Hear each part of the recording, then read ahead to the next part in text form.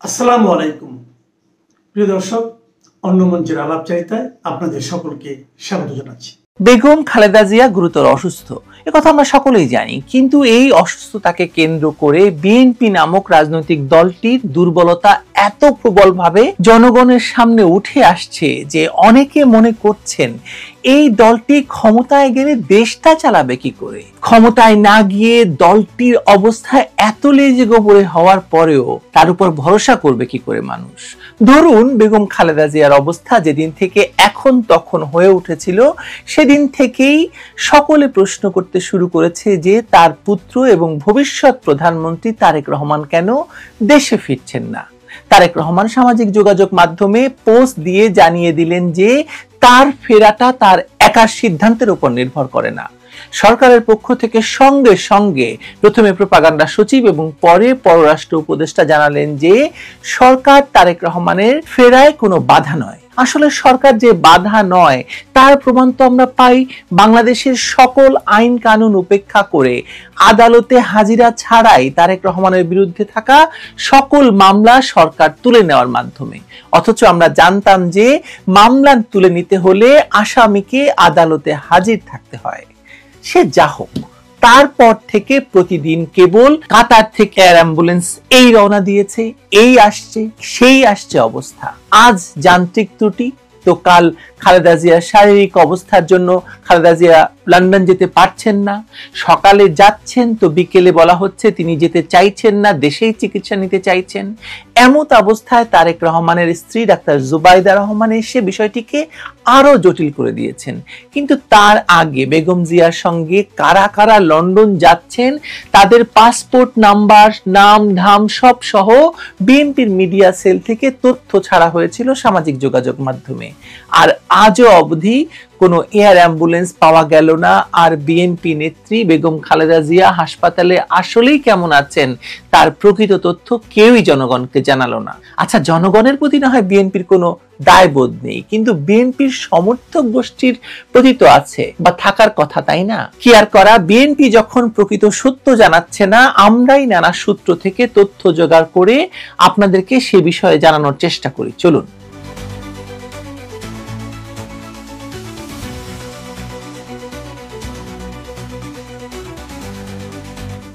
শেষ পর্যন্ত কি লন্ডন যাচ্ছেন বেগম খালেদা জিয়া? প্রশ্নটি এখন সরাসরি বাংলাদেশের রাজনীতির সঙ্গে জড়িয়ে গেছে। এখানে স্বাস্থ্য, রাজনীতি, কৌশল, গুজব, আন্তর্জাতিক বিষয় সব একসাথে গুলিয়ে যাচ্ছে। আর এই জটিলতার কেন্দ্রে অবস্থান করছেন হাসপাতালে আইসিইউ, সিসিইউ কিংবা ভেন্টিলেশনে থাকা সাবেক প্রধানমন্ত্রী বিএনপি নেতা বেগম খালেদা জিয়া। কারণ কেউই সঠিকভাবে বলছেন না যে বেগম জিয়া আসলে কেমন আছেন। তিনি কি কথা বলতে পারছেন? তিনি কি কৃত্রিমভাবে শ্বাস নিচ্ছেন নাকি স্বাভাবিকভাবে শ্বাস নিচ্ছেন? এইসব প্রশ্ন কিন্তু শুরু থেকেই মানুষের কাছে মূল প্রশ্ন ছিল। অন্য যে কোনো রাজনীতির চেয়ে কয়েকদিন ধরে বলা হচ্ছে তিনি সংকটাপন্ন, কখনো বলা হচ্ছে উন্নতি হচ্ছে, কখনো বলা হচ্ছে আবার অবনতি। একদিন ফ্লাইট ঠিক হয়, পরের দিন বাতিল হয়ে যায়। কখনো বলা হয় এয়ার অ্যাম্বুলেন্সে যান্ত্রিক ত্রুটি, আবার কখনো বলা হয় মেডিকেল বোর্ড অনুমতি দিচ্ছে না। এই টানা অনিশ্চয়তা এবং পরস্পর বিরোধী বার্তাগুলোই পুরো বিষয়টিকে সন্দেহ, গুজব আর রাজনৈতিক হিসাব নিকাশের কেন্দ্রে এনে ফেলেছে। বাস্তবতা হলো সরকারি এবং বেসরকারি প্রায় সব গণমাধ্যমের তথ্যে এক জায়গায় মিল আছে। খালেদা জিয়ার শারীরিক অবস্থা স্থিতিশীল নয়, এটা সত্য, কিন্তু তিনি এখনো বেঁচে আছেন, চিকিৎসাধীন আছেন এবং তার শরীরের বিভিন্ন অঙ্গ প্রত্যঙ্গে জটিলতা ওঠানামা করছে। কিডনি, ফুসফুস, হৃদযন্ত্র, ডায়াবেটিস সব মিলিয়ে তার শারীরিক অবস্থা এখন এমন একটি পর্যায়ে আছে যেখানে 10-12 ঘন্টার হাই অল্টিটিউড বিমান যাত্রা হয়তো চিকিৎসকরা অত্যন্ত ঝুঁকিপূর্ণ মনে করছেন ব্যাপারটিকে। এই জায়গাটা বাস্তব, এখানে কোনো গুজবের দরকার নেই। কিন্তু অন্যদিকে এটাও সত্য যে বিএনপি একাধিকবার এক এক ঘোষণা দিয়েছে, আবার কিছু সময় পরে নিজেই সেই ঘোষণা বাতিল করেছে। প্রথমে বলা হলো শুক্রবার ভোরে ফ্লাইট, তারপরে বলা হলো এয়ার অ্যাম্বুলেন্সে কারিগরি ত্রুটি, তারপর বলা হলো রবিবার, এরপর হঠাৎ আবার বলা হলো শরীর ফ্লাই করার মতো অবস্থায় নেই। প্রশ্নটা এখানেই, একই মেডিকেল বোর্ড কিভাবে বৃহস্পতিবার রাতে সবুজ সংকেত দেয় আবার শনিবার বলে শরীর উপযুক্ত নয়। চিকিৎসা বিজ্ঞানে অবস্থার উন্নতি এবং অবনতি হয়, এটা স্বাভাবিক, কিন্তু রাজনৈতিক বাস্তবতায় যখন সেই ওঠানামার ব্যাখ্যা স্বচ্ছভাবে দেওয়া হয় না, তখন সন্দেহ বাড়ে, গুজব ছড়ায় আর আস্থার সংকট তৈরি হয়। এই অনিশ্চয়তার ভেতরেই ঢুকে পড়েছেন তারেক রহমানও। খালেদা জিয়ার লন্ডন যাত্রা আর তারেকের দেশে ফেরার প্রশ্ন এই মুহূর্তে কার্যত একে অপরের সঙ্গে জড়িয়ে গেছে। বিএনপির বক্তব্য হলো তারেকই নির্বাচন পরিচালনা করবেন, তার নেতৃত্বেই দল ভোটে যাবে, কিন্তু বাস্তবতা হচ্ছে গত কয়েক বছরে বহুবার বলা হলো তিনি দেশে ফিরছেন, অথচ আজও কোনো নির্দিষ্ট তারিখ নেই।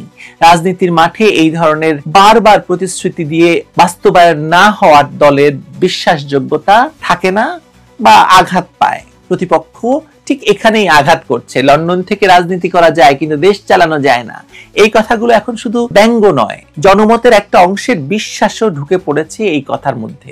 এখানে আরেকটি অস্বস্তিকর প্রশ্ন উঠছে, তারেক রহমানের স্ত্রী জুবাইদা রহমান কিভাবে বারবার বাংলাদেশে আসছেন, আবার ফিরে যাচ্ছেন, অথচ তারেক রহমান ফিরতেও পাচ্ছেন না, যাওয়া তো দূরের কথা। যদি আইনগত বাধা থাকে তাহলে সেই বাধা কি শুধু একজনের জন্য প্রযোজ্য? যদি রাজনৈতিক সমঝোতার বিষয় থাকে তাহলে সেটা প্রকাশ্যে কেন পরিষ্কার করে বলা হচ্ছে না? বিএনপি এই প্রশ্নগুলোর সরাসরি উত্তর দিচ্ছে না বলে ধোঁয়াশা আরো ঘনীভূত হচ্ছে, আর সেই ধোঁয়াশার সুযোগ নিচ্ছে প্রতিপক্ষ, সোশ্যাল মিডিয়ার গুজব কারখানা। খালেদা জিয়ার স্বাস্থ্য নিয়ে যে ভয়াবহতম গুজব ছড়িয়েছে, তিনি মারা গেছেন, এই ধরনের গুজব শুধু অমানবিক নয়, রাজনৈতিক দিক থেকেও বিপজ্জনক। কিন্তু আবার এটাও সত্য, এই গুজব ছড়ানোর জায়গাটা বিএনপি নিজেরাই তৈরি করে দিয়েছে। একদিন বলা হয় গ্রিন সিগন্যাল, আর দুদিন পরে বলা হয় গ্রিন সিগন্যাল নেই, তখন সাধারণ মানুষ স্বাভাবিকভাবেই প্রশ্ন তো তুলবেই। আর দেশে এমনিতেই রাজনৈতিকভাবে উত্তপ্ত পরিস্থিতিতে এই ধরনের তথ্য সংকট মানেই গুজবের বিস্ফোরণ। এর মধ্যেই আবার ডাক্তার জুবাইদার বরাতে খবর বেরোলো যে বেগম জিয়া নাকি বিদেশে যেতে চাইছেন না, তিনি দেশেই চিকিৎসা নিতে চান, অথচ আমরা জানতাম যে বিএনপি সবসময় বেগম জিয়াকে বিদেশে চিকিৎসা দিতে আগ্রহী। সবচেয়ে বড় প্রশ্ন হলো বেগম জিয়া কি তবে কথা বলতে পারছেন? না হলে বললেন কি করে? আসলে মানুষ এখন দিনকে দিন এসব চাপান উত্তর বেগম জিয়া থেকেও আগ্রহ হারিয়ে ফেলারই কথা। মানুষের আর দোষ কি? আপনি দেখুন গত কয়েকদিন যাবত হেডলাইন থেকে এখন খালেদা জিয়ার খবর দ্বিতীয় পাতায় চলে গেছে, বা মানে 3 নাম্বার 4 নাম্বারে চলে গেছে। কাতারের এয়ার অ্যাম্বুলেন্স, জার্মানির ভাড়া করা ফ্লাইট, ভিভিআইপির অনুমোদন, এসব প্রযুক্তিগত এবং কূটনৈতিক প্রশ্ন এখানে ঢুকে গেছে। এখন বাস্তব সত্য হলো এয়ার অ্যাম্বুলেন্স কোনো রাজনৈতিক দলের নির্বাচনী প্রচারের তো গাড়ি নয়, তাই না? কিন্তু এটাকে নিয়ে রাজনীতি হচ্ছে। একদিন বলা হচ্ছে যে কাতারের আমির পাঠাচ্ছেন, পরের দিন আবার সেটি বাতিল হয়ে যাচ্ছে, সেটি আসছে না। আবার বলা হচ্ছে জার্মানি থেকে ভাড়া করা হচ্ছে। এই বারবার পরিবর্তন সাধারণ মানুষের চোখে বিষয়টিকে আরো নাটকীয় করে তুলছে। তাহলে আসল প্রশ্নটি এই মুহূর্তে কি বলুন তো? আমার মতে বেগম জিয়া কি শেষ পর্যন্ত লন্ডন যাচ্ছেন এটাই প্রশ্ন, নাকি তিনি দেশেই চিকিৎসা নেবেন? চিকিৎসাগত দিক থেকে দেখলে হয়তো লন্ডন যাওয়ার সম্ভাবনা আছে, কিন্তু নিশ্চয়তা নেই। তার শরীর যদি কয়েকদিন স্থিতিশীল থাকে, অক্সিজেন সাপোর্ট কমে, কিডনি এবং হার্টের কার্যকারিতা কিছুটা স্থায়ীভাবে ভালো হয়, তাহলেই কেবল দীর্ঘ ফ্লাইটের ঝুঁকি নেওয়া যেতে পারে। অন্যথায় এই বয়সে এই জটিলতায় এমন ফ্লাইট জীবন মৃত্যুর জন্য জুয়া খেলা হয়ে দাঁড়াতে পারে। চিকিৎসকরা এখানে রাজনীতির চেয়ে নিজের পেশাগত দায়টাই আগে ভাগে দেখবেন, সেটাই স্বাভাবিক। এয়ার অ্যাম্বুলেন্সের ক্ষেত্রেও তাই। মানুষ সেটাই বলছে যে এয়ার অ্যাম্বুলেন্স তাকে নিতে চাইছে না। এটা সত্য মিথ্যা হয়তো আমাদের যাচাই করা যাবে না, কিন্তু মানুষ তো বলছে। অন্যদিকে রাজনৈতিক বাস্তবতায় দেখলে খালেদা জিয়ার লন্ডন যাত্রার প্রতিটি দিন পেছানো মানেই বিএনপির উপর চাপ বাড়া। নির্বাচন সামনে, তফসিল যে কোনো সময়, মাঠে শক্ত নেতৃত্ব দরকার। খালেদা শারীরিকভাবে সক্রিয় রাজনীতিতে নেই বহু বছর, কিন্তু প্রতীক হিসেবে তিনি এখনো বিএনপির সবচেয়ে বড় শক্তি, আর তারেক রহমান দেশের বাইরে। ফলে নেতৃত্বের এই শূন্যতাই বিএনপির সবচেয়ে বড় দুর্বল জায়গা হয়ে দাঁড়িয়েছে এই মুহূর্তে। এই পরিস্থিতিতে বিএনপির সবচেয়ে বড় সমস্যা হলো তারা এখনো নিজের গল্পটা নিজেরা পরিষ্কার করে বলতে পারছে না। তারা কখনো বলছে খালেদা যেতে চান, আবার কখনো বলছে তিনি যেতে চান না, কখনো বলছে এয়ার অ্যাম্বুলেন্স সমস্যা, আবার কখনো বলছে শরীরের সমস্যা। এই দ্বৈত বা বহুমুখী বার্তা জনমনে আঘাত, আস্থার সংকট তৈরি করেছে। রাজনীতিতে আবেগ খুব গুরুত্বপূর্ণ, কিন্তু তথ্যের স্বচ্ছতা আরো আরো আরো অনেক বেশি গুরুত্বপূর্ণ। সব মিলিয়ে অবস্থাটা এমন যে খালেদা জিয়ার লন্ডন যাত্রা চিকিৎসাগতভাবে ঝুঁকিপূর্ণ কিন্তু অসম্ভব নয়। রাজনৈতিকভাবে এটি বিএনপির জন্য একই সঙ্গে আশার আলো ও চাপের বোঝা। তিনি যেতে পারলে এক ধরনের স্বস্তি, না পারলে অনিশ্চয়তা আরো ঘনীভূত হবে। আর তারেক রহমানের দেশে ফেরার প্রশ্নটি এই পুরো নাটকের ভেতরে একটা সবচেয়ে অগ্নিগিরির মতো সবসময় ফুটতে থাকবে, লাভার মতো, যেটা প্রকাশ্যে বলা হচ্ছে না, কিন্তু সবাই জানে এটি এখন বিএনপির সবচেয়ে বড় রাজনৈতিক বাধা নির্বাচনের জন্য। এই মুহূর্তে খালেদা জিয়ার লন্ডন যাত্রা হয়তো হবে, হয়তো হবে না, কিন্তু যতদিন বিএনপি তথ্য লুকিয়ে রাখবে, অসম্পূর্ণ বক্তব্য দেবে আর প্রতিটি ধাপে গল্প বদলাবে, ততদিন এই যাত্রা শুধু একটি চিকিৎসার সিদ্ধান্ত থাকবে না, এটি পরিণত হবে রাজনৈতিক অবিশ্বাস, সন্দেহ এবং গুজবের কেন্দ্রবিন্দুতে। আর এই পরিণতির সবচেয়ে বড় ক্ষতিটা শেষ পর্যন্ত বিএনপি নিজেরই হচ্ছে। বিএনপি তাতে কিছু যায় আসে না, কারণ তারা জানে তারা সরকার গঠন করবে, তাদেরকে এই নিশ্চয়তা দেওয়া হয়েছে। তারা জানে যে তারা পরবর্তী সরকার, তারেক রহমান প্রধানমন্ত্রী। কি আসে যায় বলেন? কিচ্ছু আসে যায় না। একটা দল বটে ভাই। নির্বাচন কমিশনের পক্ষ থেকে বলা হচ্ছে আগামী সপ্তাহের যে কোনো দিন তাফসিল ঘোষণা হতে পারে। তারপরও ফেব্রুয়ারিতে আদৌ নির্বাচন হবে কি না তা নিয়ে সংশয় আছে বহু মানুষের। এরই মধ্যে সরকার অনুমোদিত দলগুলো কে কার সঙ্গে ফিরবে, কার সঙ্গে কার হবে জোট, তা নিয়ে বেঁধে আছে পাহাড় সমান গন্ডগোল। দলের ভিতরেও বিশৃঙ্খলার শেষ নেই। ভোটের মাঠে নামার প্রস্তুতি দূরের কথা, প্রধান দলগুলোতে নেমেছে নেতৃত্বের বিপর্যয়। এর মধ্যে বেগম খালেদা জিয়ার অসুস্থতা, তারেক রহমানের দেশে না আসা তৈরি করেছে নতুন সংকট। বিএনপির ভারপ্রাপ্ত চেয়ারপারসন তোপ দাগিয়েছেন তার প্রধান প্রতিপক্ষ জামাত ইসলামের বিরুদ্ধে।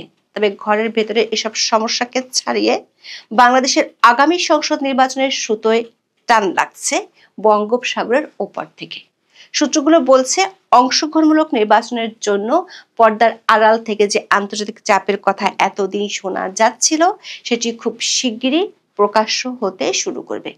গত শুক্রবার যুক্তরাষ্ট্রের বহুল আলোচিত ন্যাশনাল সিকিউরিটি স্ট্র্যাটেজি বা জাতীয় নিরাপত্তা কৌশল নথি প্রকাশ হওয়ার পর দক্ষিণ এশীয় অঞ্চলকে ঘিরে আন্তর্জাতিক রাজনীতির মেরুকরণ নতুন করে মোড় নিতে শুরু করেছে।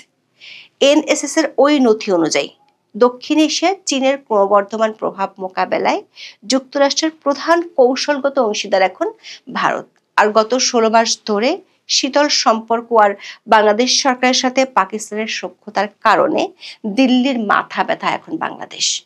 সূত্রগুলো বলছে বাংলাদেশের ত্রয়োদশ জাতীয় সংসদ নির্বাচন ইস্যুটি নিয়ে কৌশলগত অংশীদার ভারতের লাইনে হাঁটতে শুরু করেছে মার্কিন যুক্তরাষ্ট্র। ট্রাম্প প্রশাসনের বিশেষ বার্তা নিয়ে শিগগিরই স্টেট ডিপার্টমেন্টের একজন উচ্চপদস্থ কর্মকর্তা দূত হিসেবে আসছেন বাংলাদেশে। সূত্রমতে তারপরই পাল্টে যেতে পারে দৃশ্যপট। আর তাহলে নির্বাচন নিয়ে এখন যে অস্পষ্টতা, সেটি আরো বেড়ে যাবে। ঝুলে যেতে পারে ইতিহাস সেরা নির্বাচন। বিস্তারিত জানতে চলুন যাওয়া যাক বিশ্লেষণে।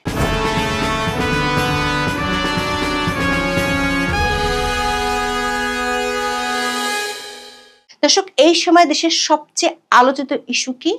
এমন প্রশ্নে অনেকে অনেক ধরনের উত্তর দিতে পারেন। সবচেয়ে আলোচিত হচ্ছে বিএনপির চেয়ারপারসন বেগম খালেদা জিয়ার গুরুতর অসুস্থতার প্রসঙ্গ। এর রেশ ধরে তারেক রহমানের দেশে না ফেরা এবং সবশেষ জুবাইদা রহমানের লন্ডন থেকে উড়ে আসা গুরুত্ব পাচ্ছে সোশ্যাল মিডিয়ায়। সংবাদ মাধ্যমগুলো বিরামহীনভাবে দিচ্ছে প্রতি ঘন্টার আপডেট। এর বাইরে প্রতিদিন হাজির হচ্ছে নতুন নতুন ইস্যু। অর্থনৈতিক দুরবস্থা, সাধারণ মানুষের জীবন মানের অবনতি কিংবা বন্দর ইস্যুতে আন্দোলন নিয়ে কথা হচ্ছে। আসছে অংশগ্রহণমূলক নির্বাচনের ব্যাপারে বিদেশি চাপ, আইন শৃঙ্খলার দুরবস্থা, উগ্রপন্থার উত্থানের দিকগুলো। তবে এখন থেকে মাত্র 2.5 মাস পরে সরকার ঘোষিত ইতিহাসেরা নির্বাচন নিয়ে আলোচনাটি কেবল অনুপস্থিত। সরকার বা নির্বাচন কমিশনের কিছু বক্তব্য বিবৃতির মাঝে সীমাবদ্ধ নির্বাচন প্রস্তুতি। সংবাদ মাধ্যম ও খবরগুলো আসছে গুরুত্বহীনভাবে। আবার প্রতিদিনের আলোচিত সংবাদের তালিকাতেও এগুলোর ছাই হচ্ছে না। সারা দেশের অবস্থা দেখে আর কিছুদিন পরে যে জাতীয় নির্বাচন হওয়ার কথা, তার কোনো আলামত বোঝা কঠিন। অথচ অধ্যাপক মোহাম্মদ ইউনূস এবং তার পিআর টিম গত 15 মাসে দেশে বিদেশে জোর দিয়ে প্রচার করেছে ভোটের অধিকার তারা ফিরিয়ে এনেছে। তাদের অভিযোগ, আওয়ামী লীগের সময় 3টি নির্বাচনে মানুষ ভোট দিতে না পারায় অগ্নিগর্ভ হয়ে উঠেছিল সারা দেশ। প্রশ্ন হলো, তাহলে ঘোষিত সম্ভাব্য সময়সীমার মাত্র 2.5 মাস আগেও কেন দেখা যাচ্ছে না নির্বাচনী আমেজ? প্রায় 1 দশক মানুষ ভোট বঞ্চিত হয়ে থাকলে এখন নির্বাচনের গন্ধে কেন সাড়া মিলছে না? যদিও 7 ডিসেম্বর প্রধান উপদেষ্টার সাথে সাক্ষাৎ করেছে ইসি, এরপর জানিয়েছে পরের সপ্তাহে যে কোনো দিন ঘোষণা হতে পারে তফসিল। নির্বাচন কমিশনারদের সাথে অধ্যাপক ইউনূসের হাস্যোজ্জ্বল ছবি প্রকাশ পাওয়া সত্ত্বেও শীতের রাতের কুয়াশার মতো চারদিকে নির্বাচন নিয়ে শুধুই অস্পষ্টতা। মানুষের আলোচনায় বহু কিছুই আছে, শুধু নির্বাচন নেই। তবে আগামী ফেব্রুয়ারিতে ইতিহাসরা নির্বাচনের বিষয়ে ধোঁয়াশা থাকলেও একটি বিষয়ে কারো মাঝে সংশয় নেই, তা হলো ভোটের 2.5 মাস আগেও এমন অস্পষ্টতার নজির দেশের ইতিহাসে কখনোই দেখা যায়নি। সেদিক থেকে ঐতিহাসিক নির্বাচনী প্রস্তুতিহীনতার জন্য এরই মধ্যে ইতিহাসে জায়গা করে নিয়েছে অধ্যাপক ইউনূসের অন্তর্বর্তী সরকার। দর্শক, বঙ্গোপসাগরের বড় একটি অংশের দাবিদার বাংলাদেশ, যার নির্বাচন এখন আর শুধু ব্যালট বাক্সের বিষয় নয়, এটা ভূ রাজনৈতিক স্থপতিদের ডিজাইনের অংশ। বাংলাদেশের অভ্যন্তরীণ জটিলতা যখন চরমে, তখনই বৈশ্বিক ভূ রাজনীতি তার খেলা পরিবর্তন করে দিল। গত সপ্তাহে প্রকাশিত মার্কিন জাতীয় নিরাপত্তা কৌশল বা এনএসএস 2025 আন্তর্জাতিক বিশ্লেষকরা বলছেন এটি শুধু ওয়াশিংটনের নীতি পরিবর্তন নয়, বরং বিশ্বজুড়ে গণতন্ত্রের উপর আন্তর্জাতিক চাপের মৃত্যু ঘণ্টা। এই নথির ছত্রে ছত্রে লুকিয়ে আছে এক গভীর কৌশলগত পরিবর্তন, যা বাংলাদেশের নির্বাচন, স্থিতিশীলতা এবং ভবিষ্যৎ গণতন্ত্রের উপর সরাসরি প্রভাব ফেলতে পারে। কারণ এনএসএস এর ধারাগুলো বলছে ভারতের সঙ্গে যুক্তরাষ্ট্রের এক ধরনের সমঝোতা এখন চূড়ান্ত পর্যায়ে, আবার ভারতের সঙ্গে বাংলাদেশের বর্তমান অন্তর্বর্তী সরকারের সম্পর্ক বেশ শীতল। গণতন্ত্রের প্রতি এই শীতলতা সত্ত্বেও এনএসএস স্পষ্ট করে দিয়েছে যুক্তরাষ্ট্রের প্রধান কৌশলগত ফোকাস ইন্দো প্যাসিফিকের দিকে। চীনকে তারা এখনো প্রধান কৌশলগত হুমকি হিসেবেই দেখছে। কৌশলগত আগ্রহ এবং রাজনৈতিক ব্যান্ডউইথ এখন এই অঞ্চলের দিকেই ফোকাস করছে। ওয়াশিংটন বলছে তারা চীনের সাথে সরাসরি সংঘাতে যাবে না, কিন্তু কৌশলগত মিত্রের মাধ্যমে দক্ষিণ এশীয় অঞ্চলে চীনের লাগাম টেনে ধরবে।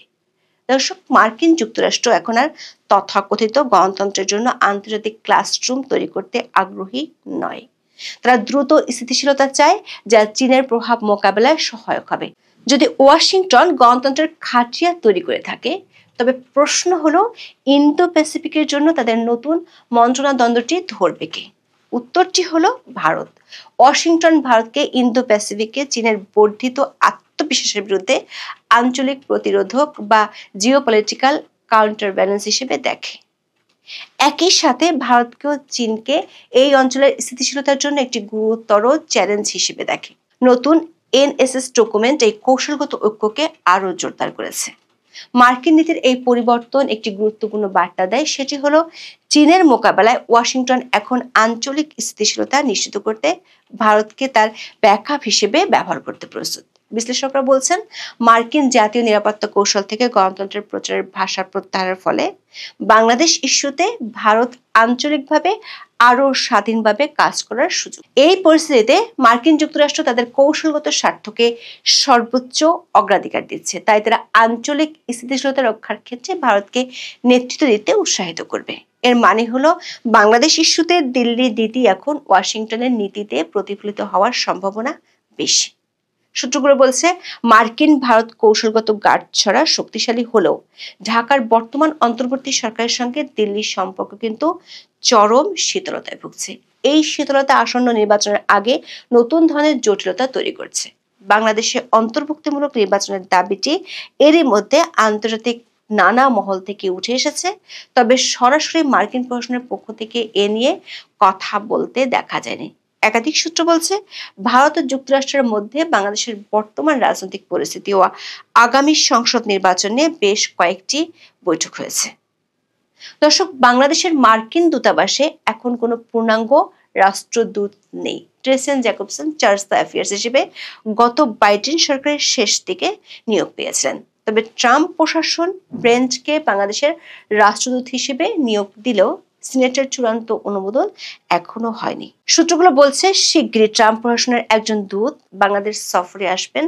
তিনি ইউএস স্টেট ডিপার্টমেন্টের দক্ষিণ এশীয় বিভাগের দায়িত্বপ্রাপ্ত একজন কর্মকর্তা, যার সাথে মার্কিন পররাষ্ট্রমন্ত্রী মার্ক রুবিওর খুব ভালো সম্পর্ক। ট্রাম্প প্রশাসনের বিশেষ বার্তা নিয়ে তিনি বাংলাদেশে আসবেন। সেই বিশেষ বার্তাটি এনএসএস এর নতুন নীতির আলোকেই হবে এমন তথ্যই জানা গেছে। সে বার্তাটি হবে অন্তর্ভুক্তিমূলক নির্বাচনের আর চীনের কাছ থেকে দূরে থাকার বার্তা।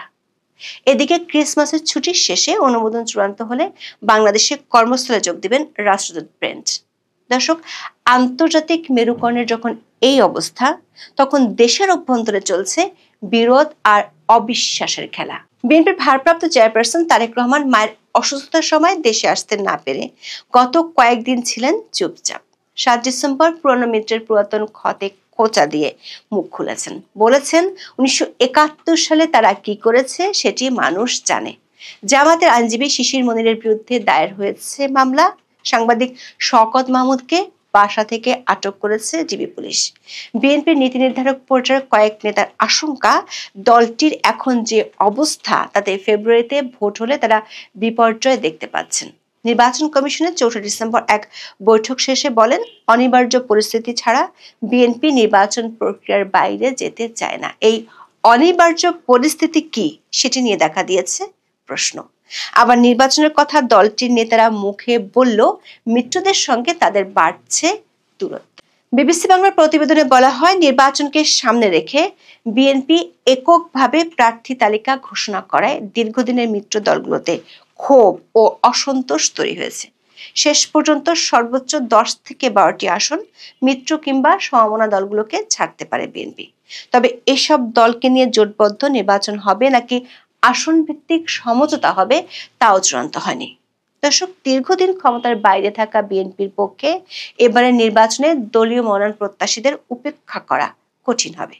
ফলে জোট শরিকদের জন্য আসন ছাড় নিয়ে বাড়ছে জটিলতা। আবার নিজেদের প্রার্থী যেসব এলাকায় ঘোষণা করা হয়েছে সেখানেও স্বস্তি নেই। এরই মধ্যে বিভিন্ন এলাকায় বিদ্রোহী প্রার্থী সমর্থকেরা সংঘাতে জড়িয়ে পড়েছেন।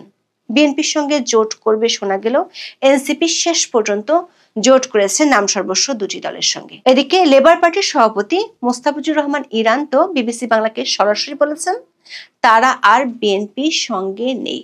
ইরান বলেন, আলোচনা না করে যেভাবে প্রত্যাশিত আসনগুলোতে বিএনপি প্রার্থী দিয়েছে তাতে তারা ক্ষুব্ধ ও ব্যথিত। 20 বছর তারা বিএনপির সঙ্গে চলেছেন, এখন আর 20 দিনও চলতে চান না। একই ধরনের ক্ষোভ ঝেড়েছেন বিপ্লবী ওয়ার্কার্স পার্টির সাধারণ সম্পাদক সাইফুল হক। সব মিলিয়ে বোঝা যাচ্ছে বাংলাদেশের রাজনীতিতে বর্তমানে কোনো একক শক্তি ডিক্টেট করতে পারছে না। দেশের অভ্যন্তরীণ রাজনৈতিক জটিলতা, অর্থনৈতিক অস্থিরতা এবং আন্তর্জাতিক ভূ রাজনৈতিক সমঝোতার এই খেলায় শেষ হাসি জনগণের মুখে ফুটবে কিনা তা নির্ভর করছে সংস্কারগুলো কতটা কার্যকরভাবে বাস্তবায়িত হচ্ছে তার উপর। তবে একটি বিষয় বেশ স্পষ্ট, খেলার ফলাফল নির্ধারণ করছে না কেবল ঢাকা, বরং দিল্লি এবং ওয়াশিংটনের কৌশলগত যুগলবন্দি, যেখানে এনএসএস একটি বড় ফ্যাক্টর। এই এনএসএস এর কারণে ভূ রাজনৈতিক বাধ্যবাধকতা তৈরি হয়েছে যে বাংলাদেশের ট্রানজিশন যেন নিয়ন্ত্রিত হয় এবং আঞ্চলিক স্থিতিশীলতা যেন বজায় থাকে। বাংলাদেশের রাজনীতি এখন এমন এক সিরিয়াল যেখানে প্রধান চরিত্ররা সব দেশের বাইরের এক প্রতিবেশী চায় তার পছন্দের লোক থাকুক, আর আরেক পরাশক্তি চায় তার প্রতিদ্বন্দ্বী যেন না থাকে। আর বাংলাদেশের মানুষ তারা কেবল দর্শক, যারা রিমোট হাতে নিয়ে বসে আছেন, ভাবছেন কখন এই নাটকের পর্ব শেষ হবে। সংস্কার হচ্ছে, সংবিধান বদলাচ্ছে, কিন্তু সেই পুরনো প্রশ্নটা থেকেই যাচ্ছে, ভোটে কি ভোটটা দেওয়া যাবে নাকি শুধু হাত নেড়ে আসতে হবে। এখন এ পর্যন্ত, সবাই ভালো থাকুন।